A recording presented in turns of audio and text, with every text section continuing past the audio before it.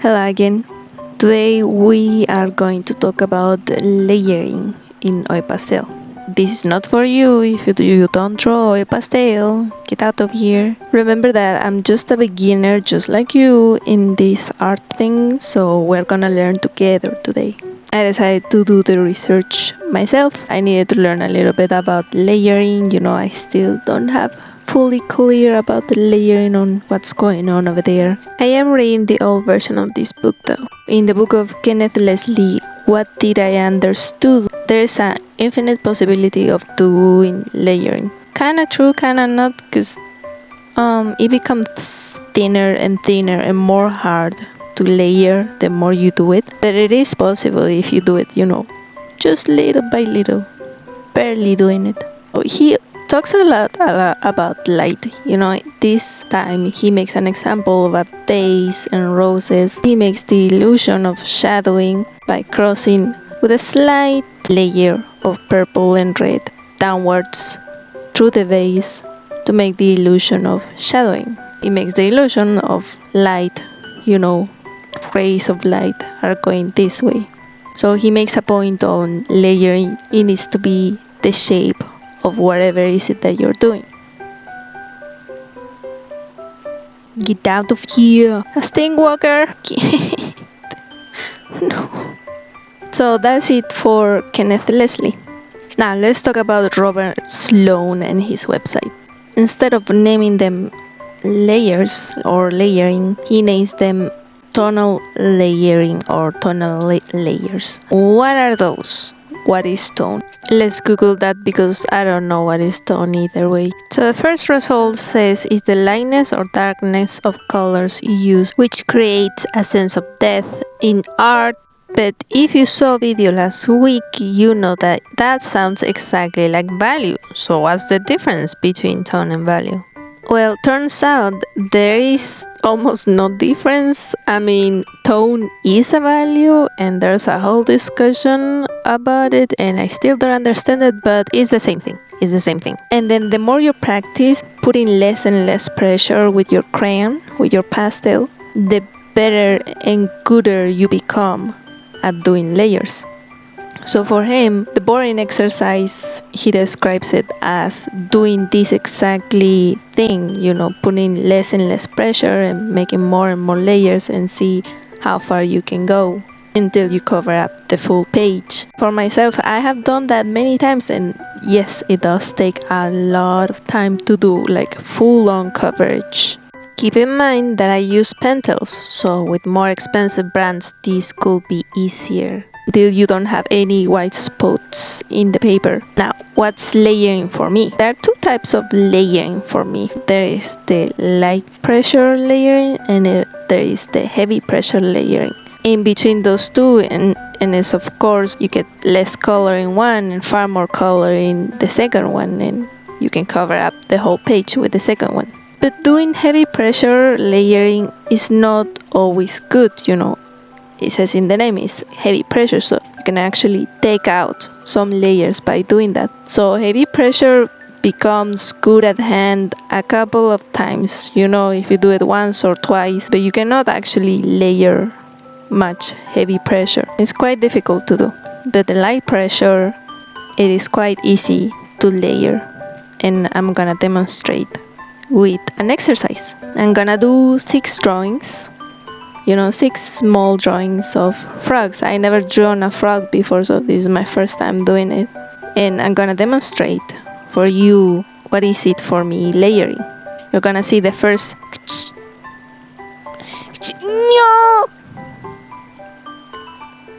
She stepped on my drawing. You're gonna see my first 3 drawings are gonna be light pressure layering. And then the other 3 pictures are gonna be heavy pressure, and I'm gonna do a special bonus layer. Let's say it like that, because not really layering. Finally, we get to draw.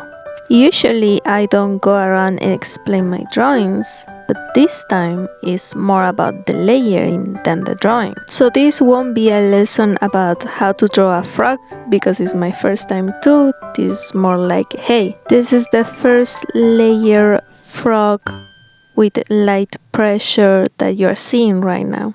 So as you can admire, I'm gonna apply very little pressure to make this frog, so this frog is not gonna be quite cute. And the same I'm gonna do for the background. This is frog number 2 or layer number 2, and this frog, first I'm gonna do the whole process or the first layer frog, and it's gonna be looking like this.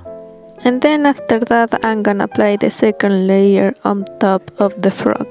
You already can see I'm already applying a tiny little bit of more pressure on top of the frog, and you already start seeing more of the frog.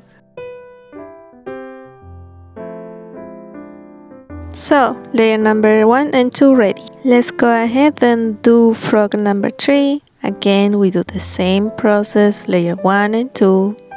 It'll be looking like this, exactly like number 2. And now we apply layer number 3. Just another little bit more pressure and you can already start seeing far more of the frog compared to the other two. I'm also adding a little bit more details with blacks and dark grays and stuff like that. Layer 1, 2 and 3. They all look gorgeous. Now the next frog, number 4, is gonna be special because I'm gonna start immediately applying a lot of pressure. I'm not gonna do layer 1 and 2. I'm gonna straight up do layer 3, and then I'm gonna immediately start applying a lot of pressure to mix all the colors together. You can already see it. I'm putting a lot of heavy pressure to mix all these colors together.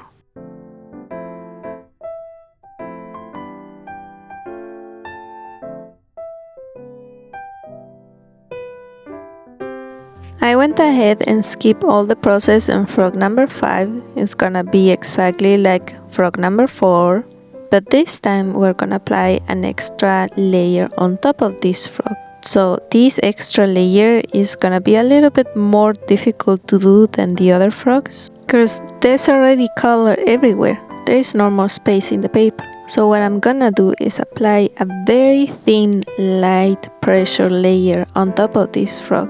And little by little, with a lot of patience, the color is gonna start sticking on the frog and you're gonna start noticing the color on top of this frog.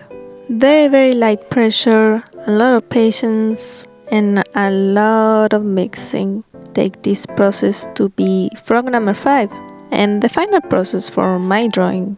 This is where I add all the highlights, all the shadows, all those kind of details, but I'm not gonna do that with this frog.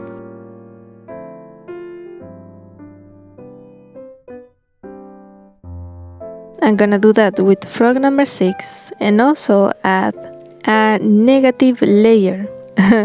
This technique is called sgraffito, if I'm not mistaken, and this is a trick where you scrape off the color on top of a drawing to make the illusion of you draw something very light on top of this frog. Since I can't do it with my pastels because I have pentels, but you could do it with more softer pastels, I have no other option than to do sgraffito in my case. But at the same time, a lot of people in the oil pastel community love using sgraffito.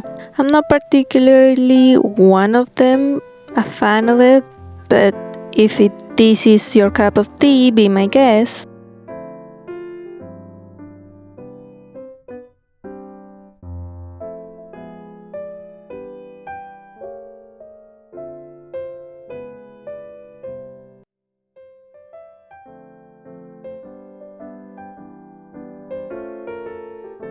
Let's take off the tape and reveal my babies.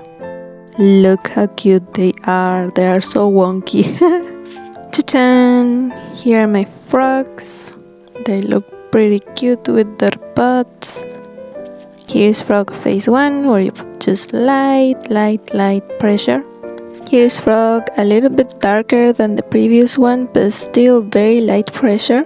This frog number 3, he has a little bit more of light pressure, but all these 3 are light pressure. It's just more layers.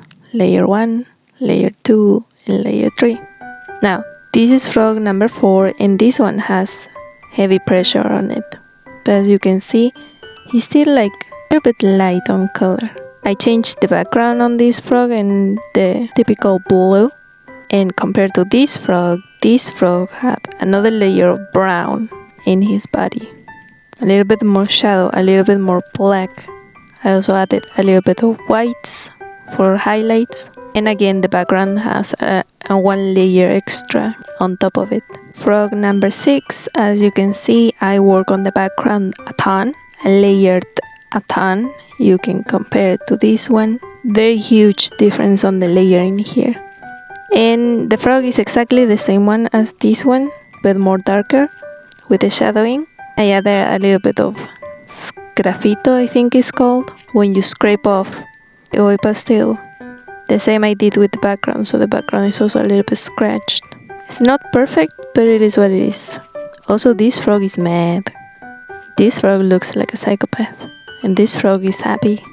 I think they portray my frustration on how many hours I spent on this frog compared to this frog. My frogs, they are quite wonky, I must say.